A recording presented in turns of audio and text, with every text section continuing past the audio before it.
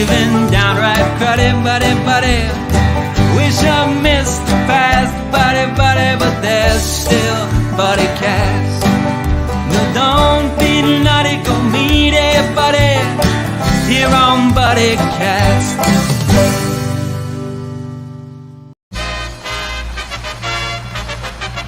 Ladies and gentlemen, please welcome the founder and host of Buddycast, Nick Sorensen.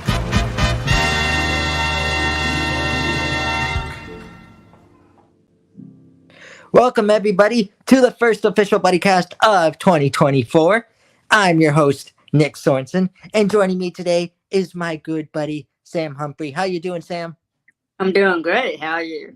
I'm doing fantastic. Thanks for joining me again on Buddycast. It was a pleasure talking to you the first time. I'm excited to talk to you now because we have some good topics lined up, my friend. So, But let's begin, Sam. What's been going on since we last chatted? Give us a little update. Yeah, well, for those of you that haven't really been paying too much attention or following the industry, SAG-AFTRA, we went into a strike in June, and so that has only just ended in the last, couple months. So that lasted for about 6 months, which was very unfortunate for myself and, all of the actors. But that was a very historical strike because not only were the actors on strike, the writers were also on strike. So the writers went on strike first, and we joined a few months later. So that was very historical because there's never been a double strike in, I think 50 years. There's never been a double strike. So that was huge. And the industry had been, at a standstill for, 6 to 8 months. So it had been very chaotic. But now that the writers have struck a deal with the AMPTP, which is basically the studios, and now that SAG-AFTRA has struck a deal with the studios, we can now officially get back to work, although everything is, kind of behind, and we're all trying to catch up with everything with, productions that were in production are now hopefully getting back to work, and, new productions that were supposed to have already started have been pushed, and hopefully will be getting started within the next, month or so. But at the same time, several productions have also, unfortunately, been cancelled. So hopefully that does not include any of the productions that I was, going out for before the strike had initiated. So. Mm-hmm. And what was your experience like being on the front lines in the strike? Yeah, it was you'd think that it was difficult. I mean, although, there was a lot of, financial struggles and stuff like that for a lot of people. But the camaraderie and the solidarity on the picket line was actually something that was really, really felt between not only just the actors, but also the writers. A lot of times people say that in this industry, it's very, solitary, which is very true, as an actor and not so much for the writers, I would assume, I don't know too much about the whole writing process as I'm an actor, but as a writer, I would assume that, you would get together with, other writers and you would write together as a team in writers' rooms and things like that. Although I know that those were some of the issues that the writers were fighting for, is that those things were getting taken away and getting smaller and smaller. So they were fighting for those to, be re-established. But for actors, a lot of the times, it's very solitary. You'll be given your sides for your audition or for your self-tape. You will learn your lines and you will go forward for an audition. And you won't know your other castmates, or you won't know who you're working with until you potentially get booked, or, and you won't even really know too much about the project. So it can be very solitary. But being out on the front line, we were able to, exchange stories and exchange our experiences of, what this industry has been like, and to be able to catch up with, fellow actors and even fellow, castmates that you had potentially worked alongside. So that was, a really great experience, and being able to just be able to feel like you were actually a team, all striving toward the same goal, and being able to hear that your experiences, working in this industry was not only felt by yourself. So a lot of the time you don't know, what others are going through, because, until you're on set, you're basically by yourself. Mm-hmm. And through the strike, what did you stand for the most? Like, what were you striking for the most personally? Honestly, for me, it was about, not being pushed over by the studios, and not, allowing them to hold all the power. Again, for people that aren't in the industry, although this is a very common term by, a lot of, big business and corporate America, but there's a term called vertical integration, which basically means when big companies come together, they basically hold all the power, and they keep all of the things that are needed to make, projects or things happen inside their company. They're all in-house. So, for example, inside the industry, they do the content, which is, creating of the shows and the writing and productions and things like that. They do distribution. So they have their own platform to be able to distribute the project. They finance the project, and they hire the actors, and sometimes they'll even have their own internal production companies, and so they can do it all by themselves.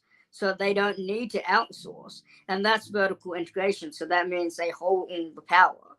And when they hold all the power, it means there's no room for outside artists and outside production companies and outside writers and all that to come in and share in creating these projects, and getting their projects into these studios. Because once upon a time, these studios used to just be distribution, and that was that's something that, as streaming has come in, is no longer a thing. Streaming is doing it all now as well, and that's another thing I was fighting for. Is streaming has kind of changed the landscape and the model of the way that business is done in the entertainment industry, and so they again have made it impossible for new talent and new writers and things like that to get into business. So that's one thing. Those were a few of the things I was fighting for, as well as everyone knows, generative AI. That's a big thing for not only the world, but for the entertainment industry.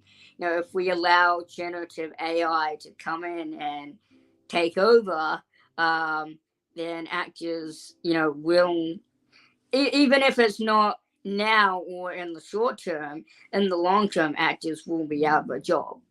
So that's one thing that we're fighting for, is putting strict, rules in place, so that the studios can't take advantage of AI and run us out of the business. Yeah. And kind of speaking on the lines of like being out of a job, kind of the one thing I really wanted to talk to you about today was the new Wonka movie. Have you seen that yet, by chance? No, I've seen the trailer. It does look incredible, though. I will say I have seen it. They do use the Oompa Loompa in a heroic way, so I'm glad about that, rather than that sidekick way, that like comedy sidekick way. But the one thing that kind of stood out to me was the fact that they didn't use little people. Like, they didn't use people with dwarfism like you and me. They took an average, actor, and they digitally shrunk him down. Yeah. What are your thoughts on this? What are your views as an actor? I mean, I go two ways about it. I'm kind of I'm on the fence a little bit because I understand from, the studio's perspective of why they would want to do that. One, Chukan is a major name, so that's understandable. And then obviously cost factor for them, wanting to do CGI is probably going to be save time and money for them. But it is a little upsetting and a little concerning when, they choose to go that way, because a lot of the times, little people, and especially in the entertainment industry, we don't have so many opportunities to, gain work, especially when they only use us for specific projects that require a little person. A lot of the time, a lot of the things that I'm fighting for in terms of, especially with myself, creating projects and producing projects myself, is to write me in it as a normal, a quote unquote normal role, and not having to be a short stature role, so that in mainstream media, people can understand that short statured people are just like everyone else. We're just short. We have our challenges just like everyone else. We're human beings. We have our insecurities. We love, we hate, we, struggle with everything else that a normal able-bodied person might. And so it's unfortunate that they will use, someone who's normal height as opposed to someone who's short statured. Mm-hmm. And you mentioned it best. The fact that you're striving for roles that just see you as Sam. You're not striving for, like, I know you were General Tom Thumb in The Greatest Showman. I know that, but like you're striving for more roles where you could be like Joey, someone's cousin, or or like Thomas, the next door neighbor who, is getting pretty fed up with the fact that this neighbor keeps, letting their dog do their business on their lawn, something like that, just something that, even that whether it's you or whether it's Tom Hanks going for the role, it's going to be a fair shot. Actually, something you mentioned as well is that they used the Oompa, the Oompa Loompa was in a heroic role, which is also like, not only do I want to, portray roles that are just, normal and not because the short stature role, which, at the same time, I'm very grateful and very appreciative if they want to cast me for a short stature role, because, I'll take the job if they offer it to me. But I want to portray roles that not only are not short statured, but are also in roles that are seen as heroic, or seen as, a leadership role, or seen as, someone who takes charge. Because in this day and age, like, with diversity, equality, and inclusion, we want to see that, more diverse people are put in roles where they can be looked up to and can be motivational and be inspirational, as opposed to, just the average, handsome white male, or, attractive, blonde, not putting, any of them down, but, seeing, more diverse characters and more, upfront leadership roles in mainstream media, so that we can show the world and society that the world is made up and built of all types of people. And so, like, I want to play, even though this may not necessarily be heroic, I want to play a father. I want to play, I want to play, the leader of the free world, the president. I want to play a security guard. I want to play a soldier. These are all empowering roles that show leadership, that show empowerment, that show inspiration, and show people that despite what you look like, despite who you are, or despite the things you've gone through, you can still be inspirational, and you can still play and show your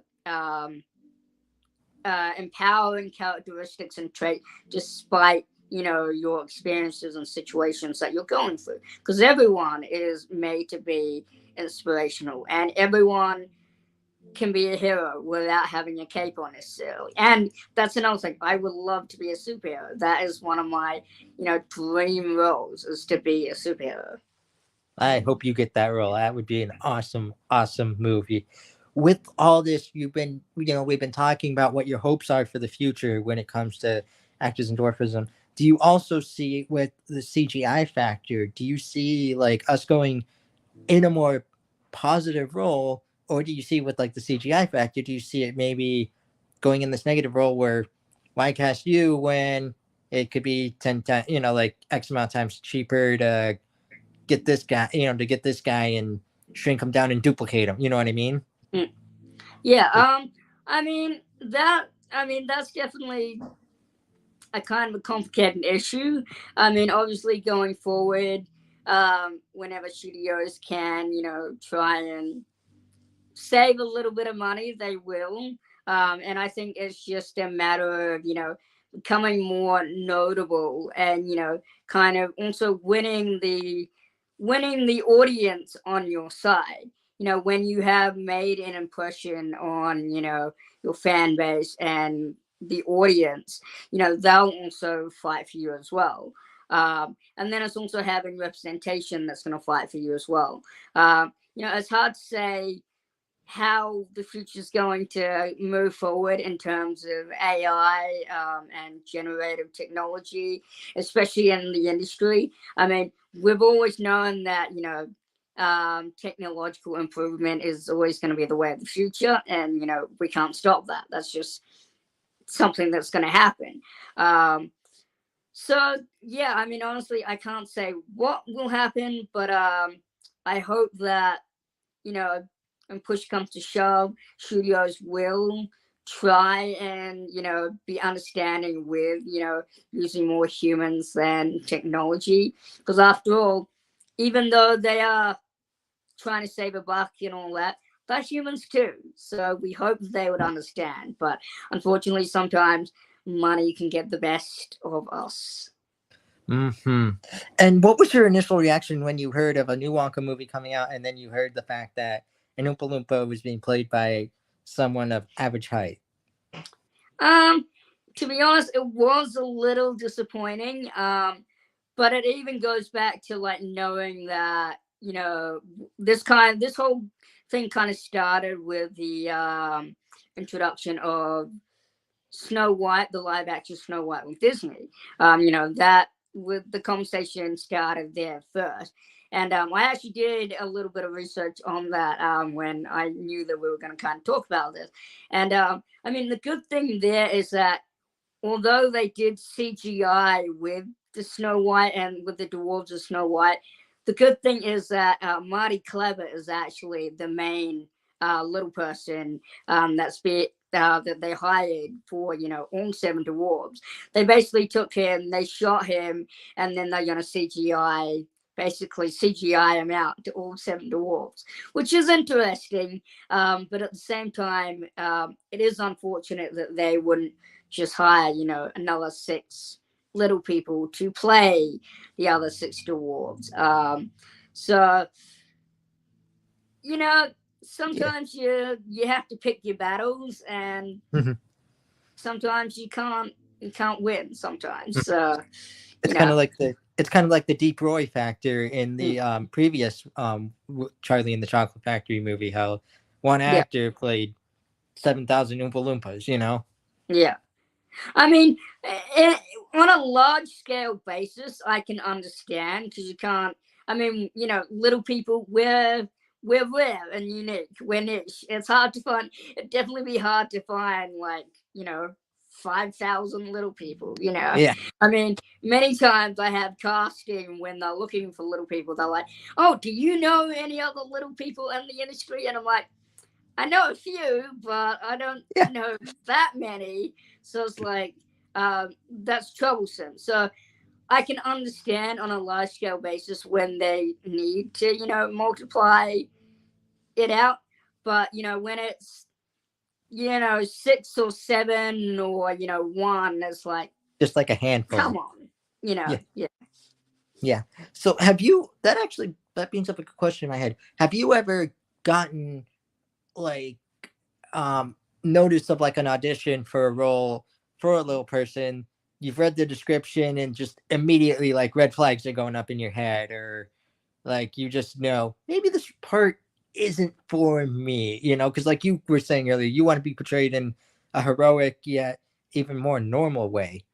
Like you just want to be portrayed as the friendly neighbor or someone's dad. Yeah. Have you ever Yeah, gotten I those? mean, yeah, there's definitely been situations where I've had an audition come in and a breakdown come in. That's for a little person where I'm not entirely comfortable with it. But in saying that as well, like the only way to move forward is to become a bigger name so that you can make your voice known. Every time Christmas comes around, this is the case with, they need little people to play elves and, play dwarves, for like fantasy roles. Sometimes I don't want to play an elf, especially if it's, your stereotypical elf, cutesy, Christmassy kind of thing.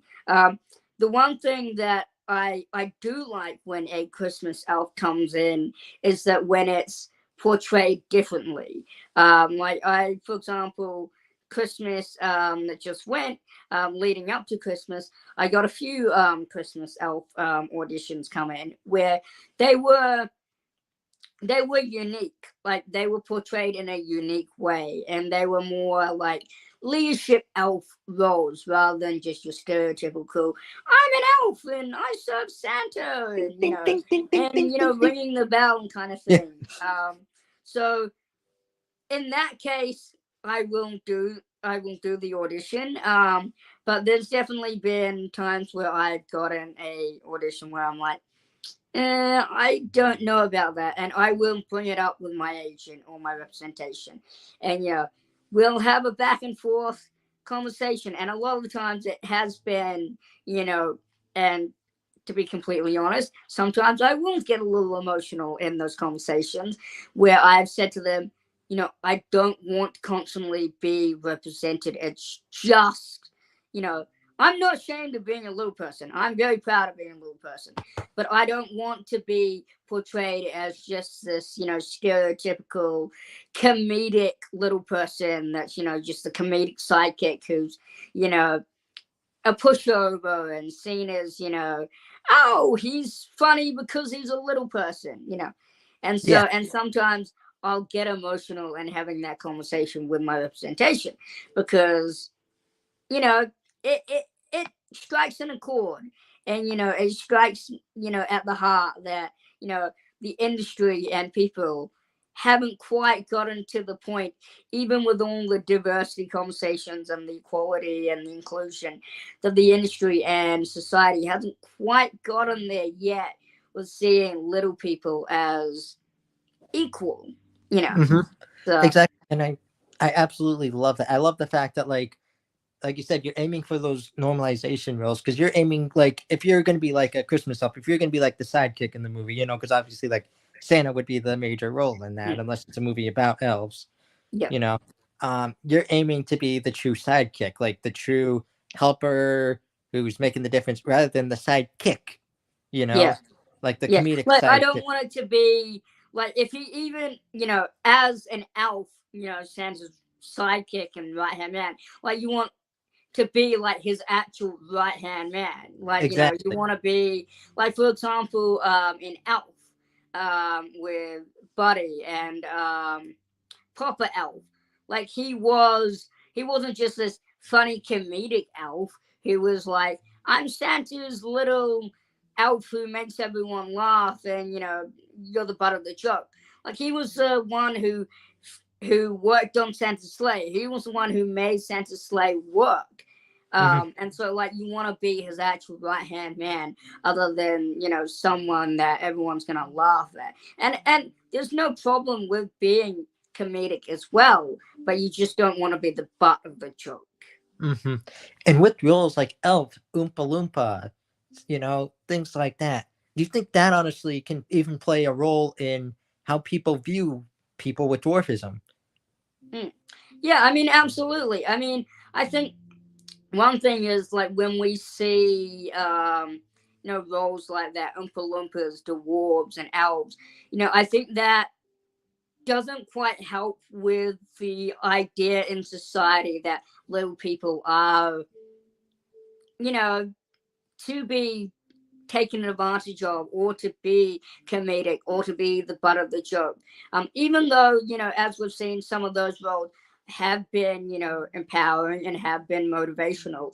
It's just the idea that, those types of characters are fantasy based and aren't real, makes people think that little people aren't necessarily to be taken seriously.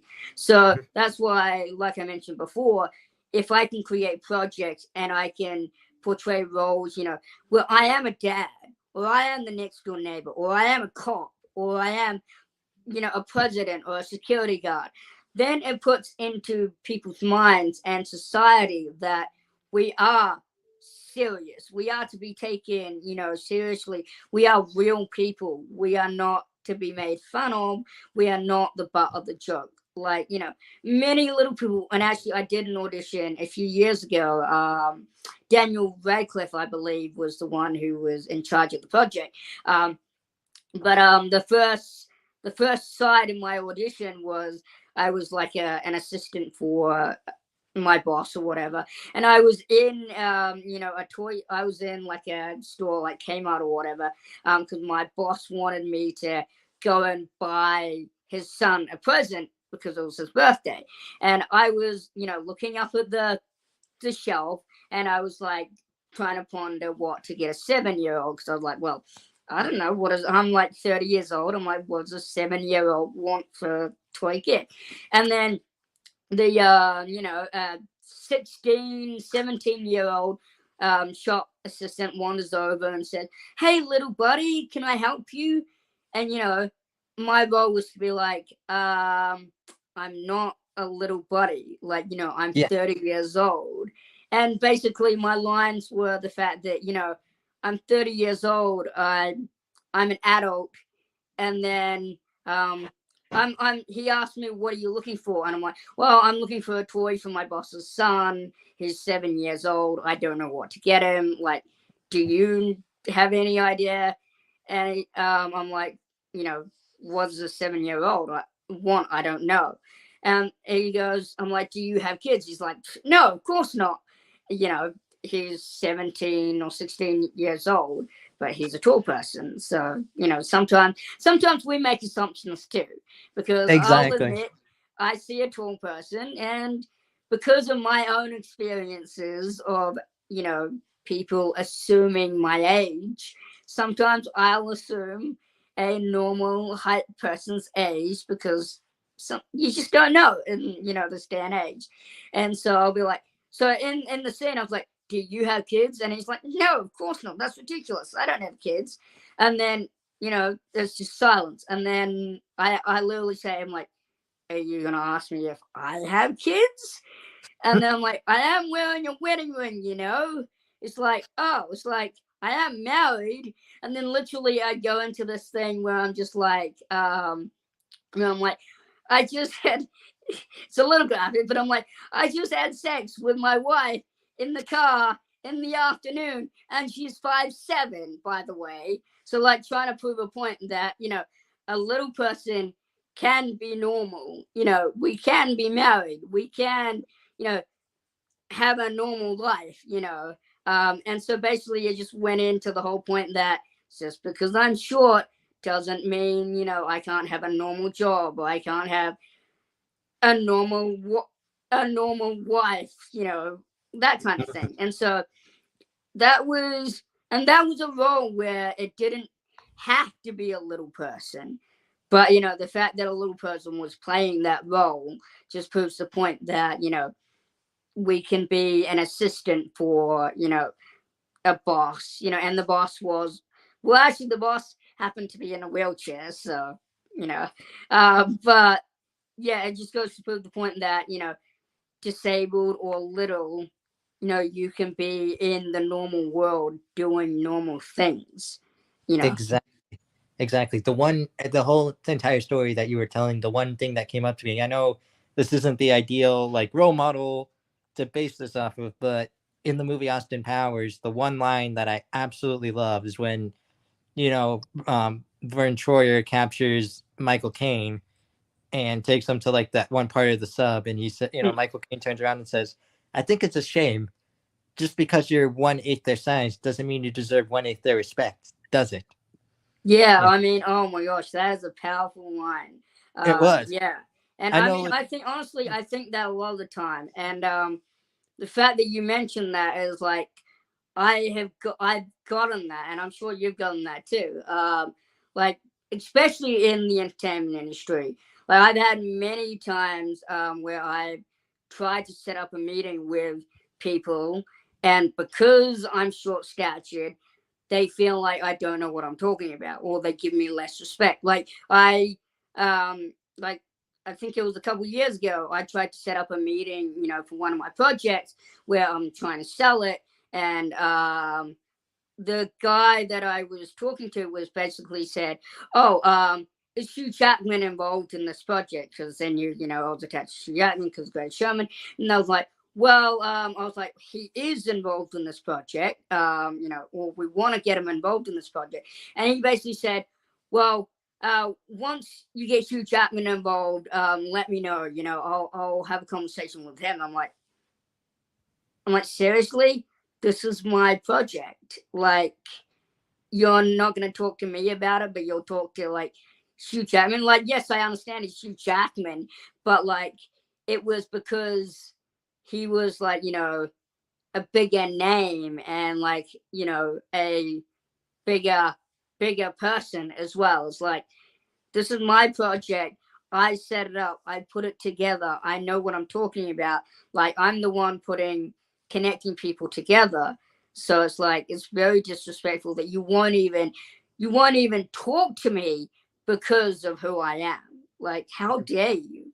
And like, I try to treat everyone the same, but if you're not going to treat me the same, then ultimately I don't want to work with you. Mm-hmm.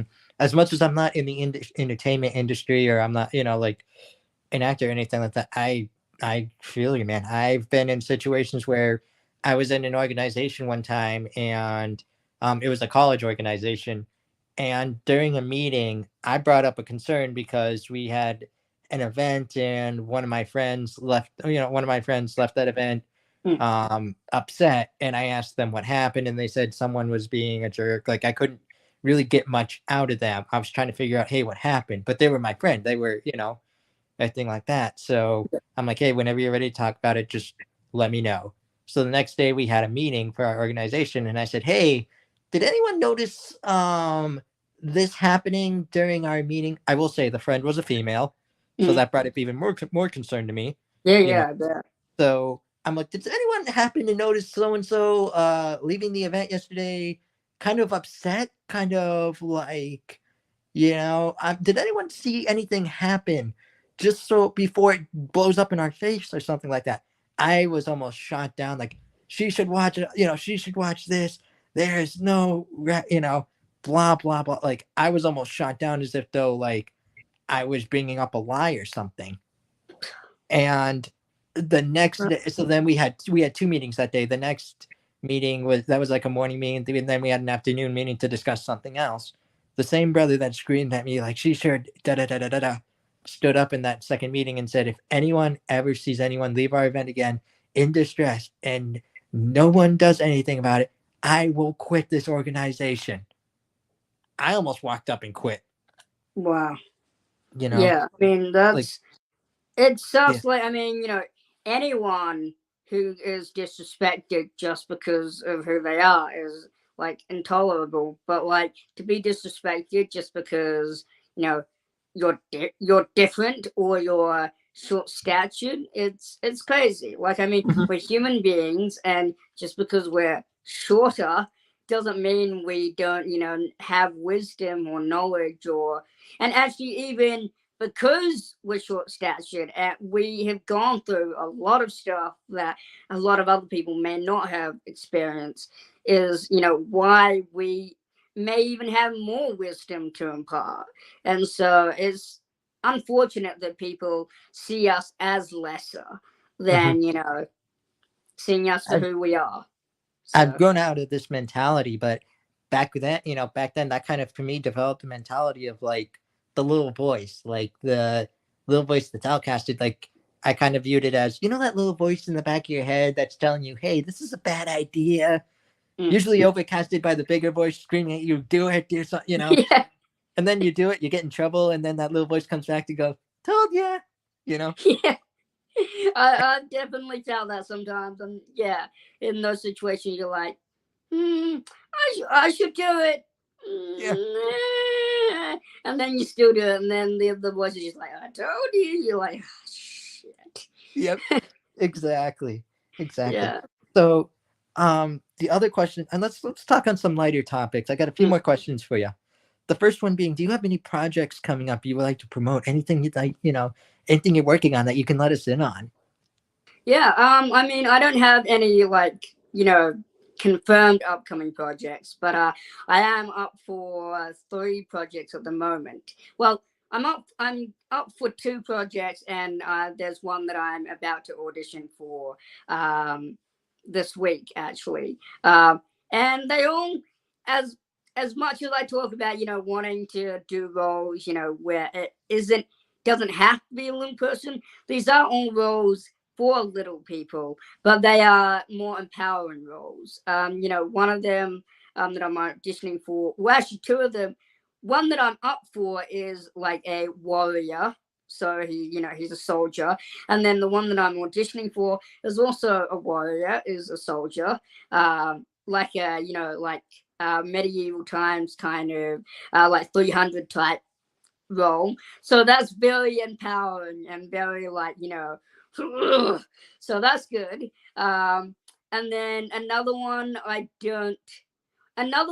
is kind of like a supernatural role. So although it's not like it is kind of like, fifth dimension, higher supernatural, where it's like, okay, it's not like a little person, but it's like a little person in like a different realm kind of thing. So it's like you're supernatural. So it's like, you're like higher being kind of thing. Mm-hmm. So Yeah. that's still empowering and inspiring to be like, you're not like the little guy or the downtrodden or the made fun of kind of role. Mm-hmm.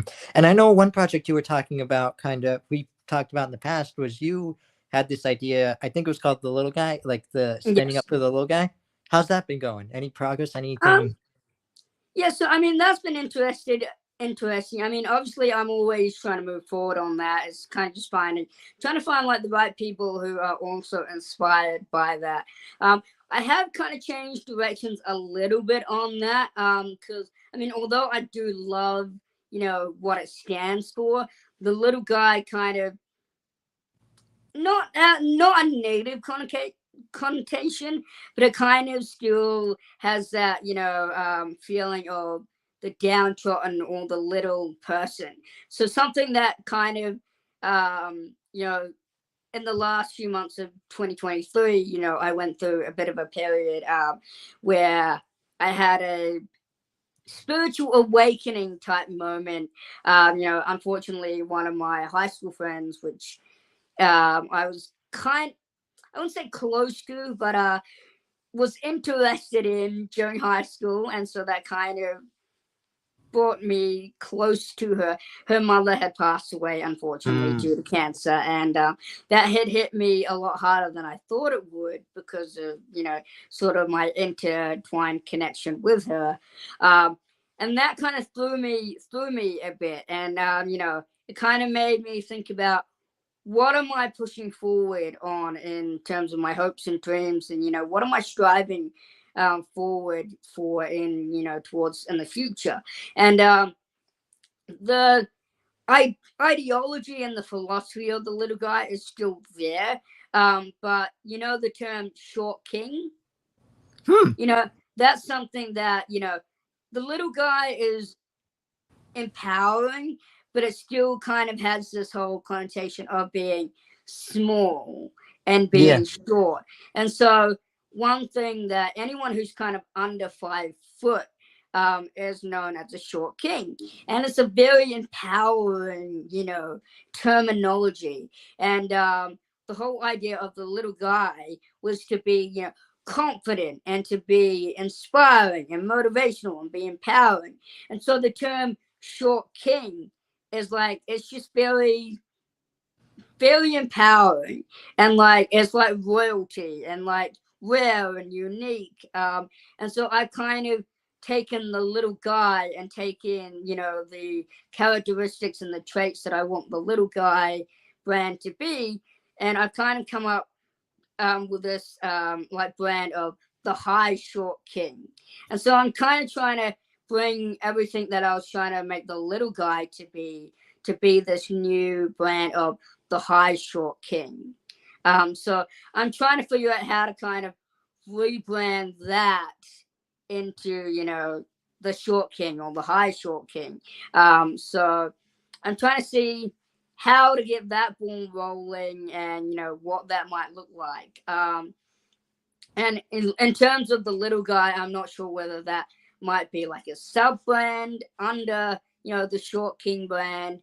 Because as we've also talked about, there's like another sort of sub brand that I'm very invested in is human, where, people, even though, you don't want to be seen as just human, like, your thoughts create your reality, and whatever you focus on, that becomes your reality. Therefore, you can be anything that you put your mind to. Being seen as a human being as well, that, you can do whatever you want to do, but being human being, like, it's okay to be vulnerable. It's okay to have insecurities. It's okay to, not be okay. And that's the whole Exactly. ideology of being human and the whole human brand that I also want to build.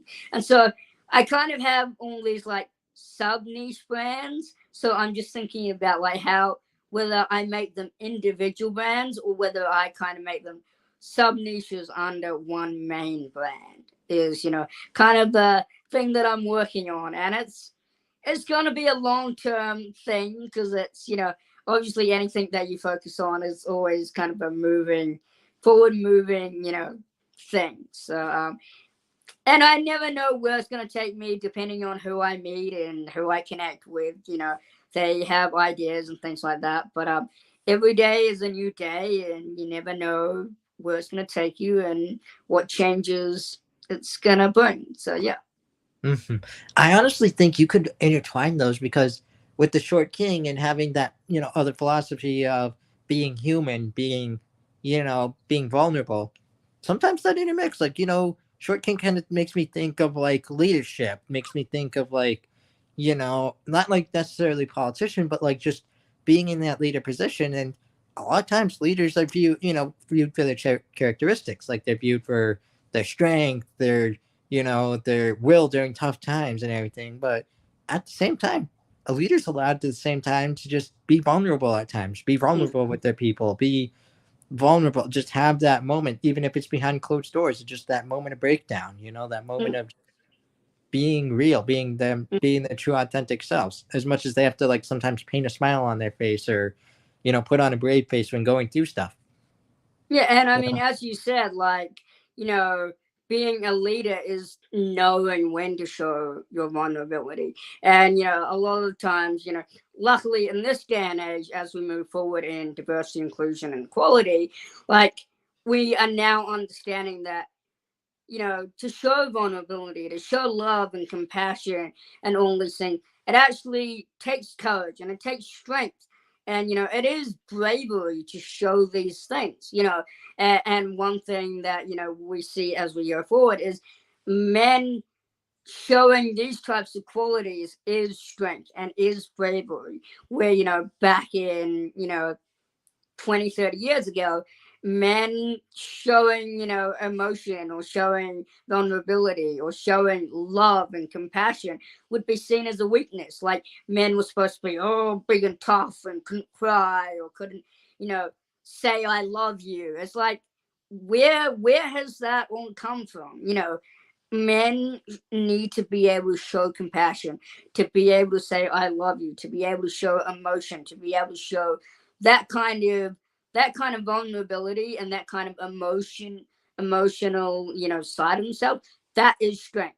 And honestly, you know, that's what women want to see. They want to see that side of men. You know, that's what is actually attractive to women as well, as seeing that side of men. Absolutely. Buddy, I have two more questions for you. The first one being, you know, last time I asked you, you know, what does it mean to be someone's buddy? This time I want to ask you, in today's world, why is it important to have buddies? That is a great question, honestly, and it can be, I think it's very important to have a buddy in today's world, because today's world, it's very lonely. You know, I mean, moving forward, as we've seen, you know, there's a lot of darkness in this world. There's a lot of negativity in this world. And when you don't have a buddy, it's very hard to fight through that. It's very hard to stay positive. So having a buddy, having someone who you can rely on and you can turn to, you know, when the world gets dark, when you are facing a dark time and dark period in your life, is just knowing that you have at least one person that you can turn to, and you can just open your head, open your thoughts, and spew it all out, and know that they're not going to judge you, and they're not going to say anything that's going to make you think it was a mistake to, you know, share what you're going through.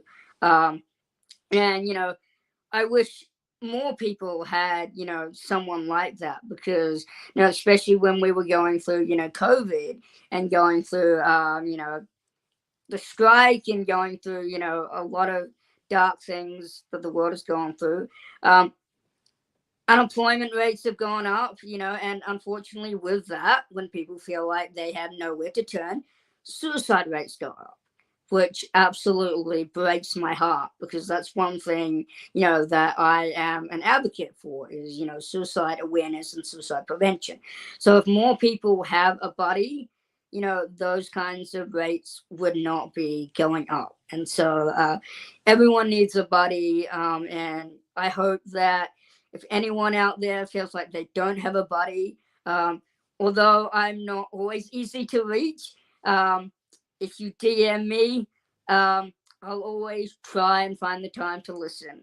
And as always, there's always, you know, hotlines that you can call up and talk to. And don't feel ashamed to need a buddy to talk to. Never feel ashamed to need a buddy to talk to, because, like I said, we are only human. We all need a buddy to talk to.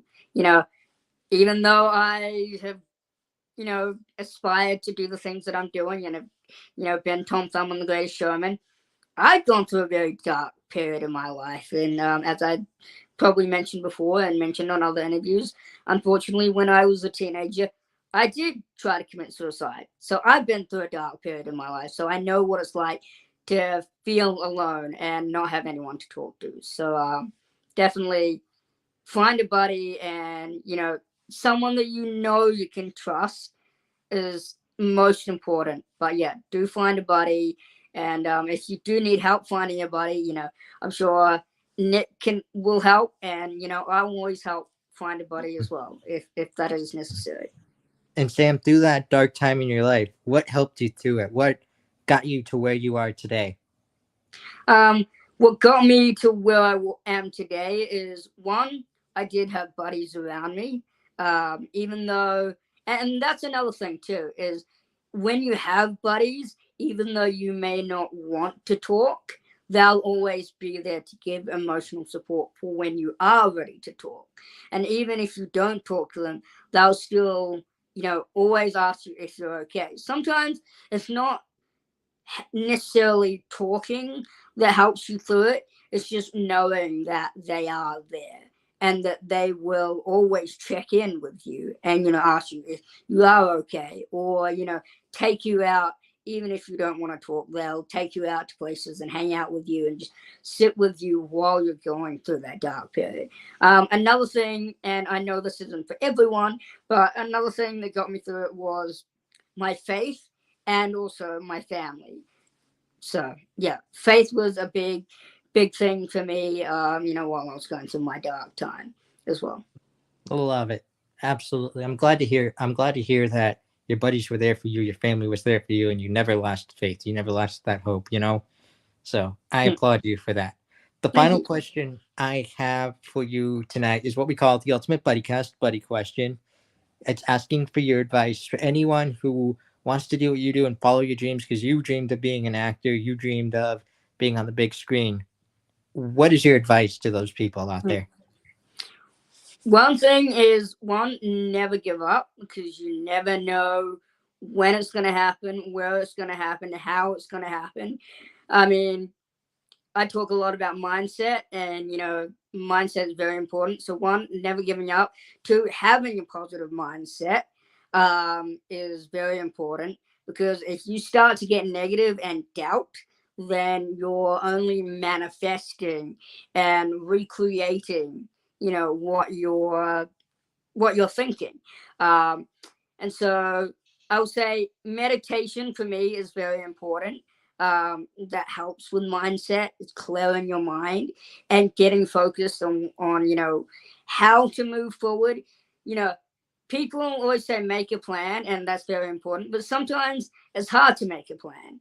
And so sometimes it's just knowing what is the next thing you have to do, even if it's not a full plan. Just knowing what is one little thing I can do today or tomorrow to get ahead. And whether it's write down your goals. That might be the only thing you do in the day. Write down what it is that you want to do. Write down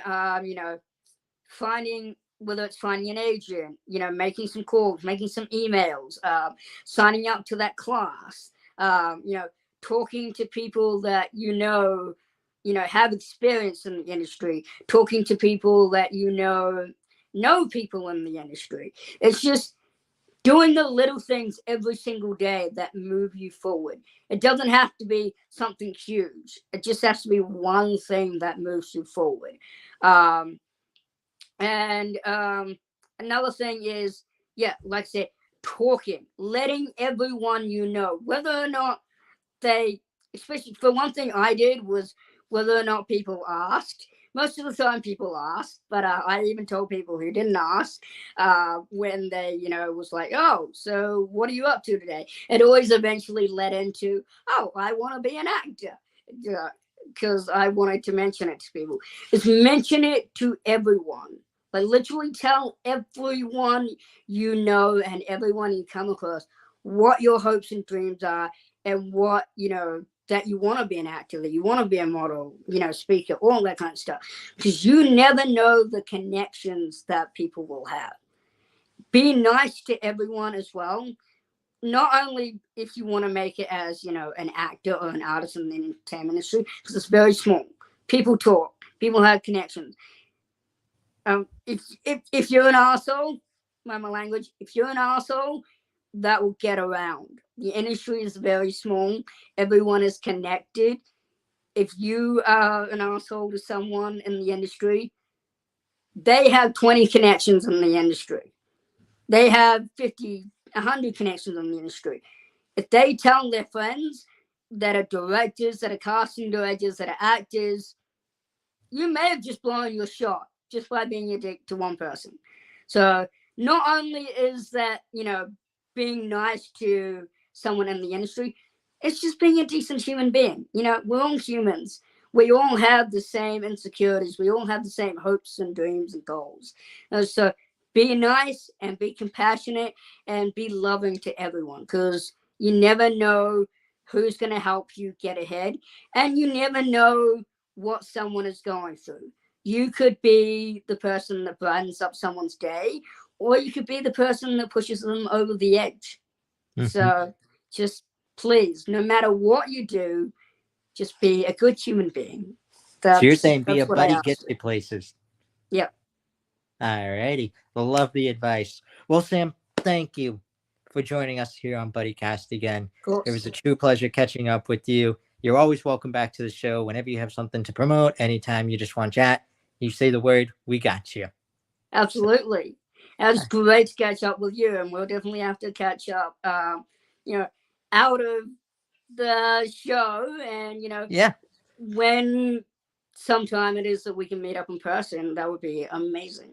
That would absolutely be. Stick around for a minute. We'll chat afterwards. Yeah, absolutely. But for all my buddies out there, this is my buddy, Sam. Please watch The Greatest Showman. Please be a decent human being like Sam was telling you. And Sam, I got to ask this favor before we close out the show. Whatever you do today, tomorrow, next week, next month, even next year, promise me you're going to go out and you're going to go be someone's buddy. Absolutely. Everyone needs to be someone's buddy. Absolutely. We'll catch you all next time here on everybody's favorite show. Well, the days are going fast, buddy, we've got to make them last, buddy, before they've all gone past, buddy, tune in to Buddycast.